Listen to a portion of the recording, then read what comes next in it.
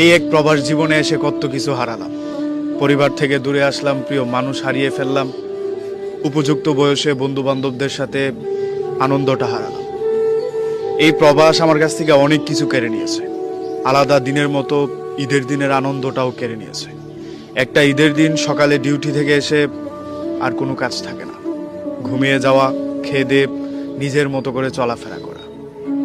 একটা পরিবার ছাড়া প্রবাসে ঈদ কাটানো কতটা কঠিন সেই ছেলেটাই বলতে পারবে, যেই ছেলেটা পরিবার ছেড়ে কয়েক বৎসর যাবৎ প্রবাসে বসবাস করে। আমরা প্রবাসীদের টাকা হয়, ফ্যামিলির আনন্দটা ভিডিও কলে দেখা হয়, বন্ধু বান্ধবদের সাথে মোবাইল ফোনে কথা হয়, তাদের সাথে থাকা হয় না। শৈশবের ঈদের আনন্দ আর শরীরে মাখতে পারি না, নতুন করে কোনো কিছু ভাবতেও পারি না। ওই যে ঈদের আগের দিনে যেই কাজটা ছিল সেটা বাদ দিয়ে শুধু ঘুমটাই একটু বেশি